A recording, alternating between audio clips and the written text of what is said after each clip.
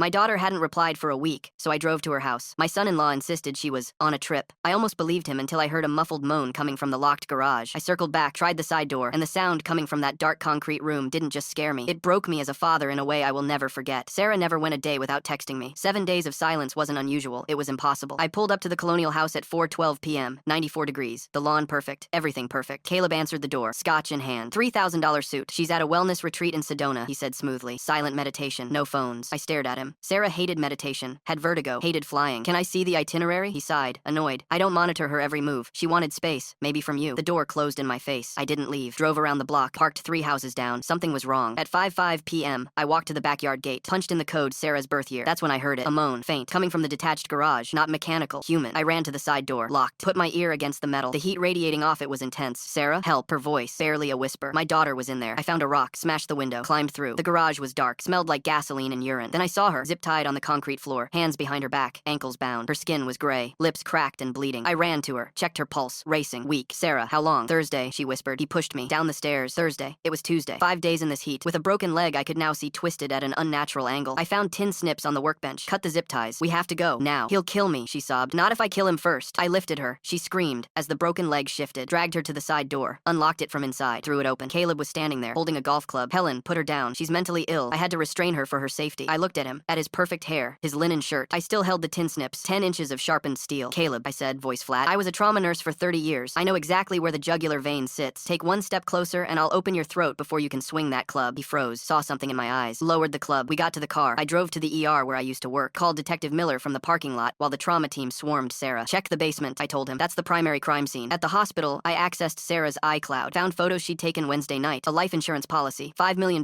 beneficiary, Caleb. A screenshot of a text, you have until Friday, Caleb, or we take the knees, pay up. He was in gambling debt, took out a policy on her, pushed her down the stairs to kill her. When she didn't die, he locked her in the garage to let the heat finish the job. I downloaded everything, backed it up. Then I looked up Caleb's firm, his partners, his clients, drafted an email with the police report number, the insurance policy, the texts, and a photo of Sarah's bruised hand in the ICU. Subject, criminal indictment and financial fraud, Caleb Vance. Sent it to his board of directors, the press, every client. By 2 p.m., the news broke. Wealth manager arrested in torture plot. His firm imploded. His partners fled. His assets frozen. No money for lawyers. Stuck with a public defender. The trial was short. The evidence overwhelming. Guilty. Life without parole. When the verdict was read, Caleb looked at me. I held his gaze, nodded. Transaction complete. Now Sarah and I sit on my porch. A year later, she's walking again. She runs a foundation now helping women escape financial abuse, funded entirely by the liquidation of Caleb's firm.